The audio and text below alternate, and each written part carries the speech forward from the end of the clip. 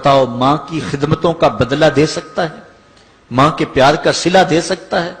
عرض کی گئی کہ میں اپنی ماں کو اپنے کندھوں پہ اٹھا کر کے حج کروایا ہے اور سائی اور کعبۃ اللہ کا طواف کرایا ہے، اور حالت یہ تھی کہ اگر چٹان کے اوپر گوشت کا ایک ٹکڑا ڈال دیا جاتا تو وہ بھی بھن کے کباب بن جاتا، اتنی گرمی کی شدت تھی۔ کیا میری ماں نے میری جو خدمت کی، میری کفالت کی، مجھے دودھ پلایا، مجھے جنم دیا، تو میں نے کیا ماں کی خدمتوں کا صلہ دے دیا ہے؟ تو جواب آیا، تو نے ابھی اس کی ایک مسکراہٹ کا بدلہ بھی نہیں دیا۔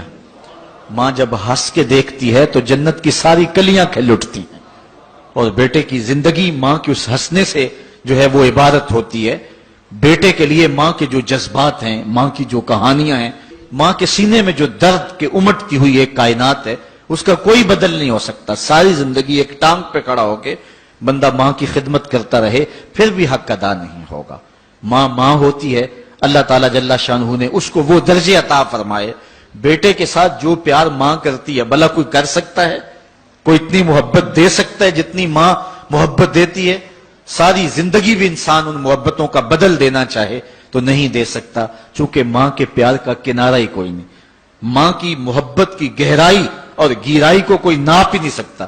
سمندر کے پاتال تک تو شاید کوئی پہنچ گیا ہو، لیکن ماں کے پیار کا کنارہ آج تک کسی کو نہیں ملا۔ اللہ تعالیٰ نے اس کے سینے میں دھڑکتا ہوا جو دل رکھا ہے اور تڑپتی ہوئی جو ممتا رکھی ہے، وہ ایک مثال بنی ہوئی ہے کہ کسی نے کسی کو کہا کہ میں تیرے پہ راضی تب ہوں گی کہ اگر تو اپنی ماں کا کلیجہ نکال کے لے آئے۔ تو اس بدبخت نے اپنی اس محبوبہ کی خواہش کو پورا کرنے کے لیے اس اقدام کی تیاری بھی کر لی، اور جا کے ماں کا سینہ چیرا اور اس کا کلیجہ نکالا، اور اپنی اس محبوبہ کی خوشنودی کے لیے تیز تیز آ رہا ہے کہ میں اس کو دکھاؤں کہ میں نے یہ کارنامہ بھی سر انجام دے دیا اور یہ چوٹی بھی سر کر لی ہے۔ تو تیزی سے آ رہا تھا، راستے میں ٹھوکر لگی، جب گرا تو کہتے ہیں ماں کے کلیجے سے آواز آئی، پتر چوٹ تو نہیں آئی ہے؟ یہ ماں کے پیار کا روپ ہے، یہ ماں کی محبت کا انداز ہے۔ دنیا والوں، ماں کی قدر کو ضائع نہ کرنا، ماں کے پیار کو اور اس کی محبت کا صلہ دے تو نہیں سکتے، لیکن ساری زندگی ماں کی نوکری کرنا اور اپنے باپ کی زندگی کے اندر کبھی بھی نافرمانی نہ کرنا، یہ سعادت مندی اور خوش نصیبی ہوتی ہے۔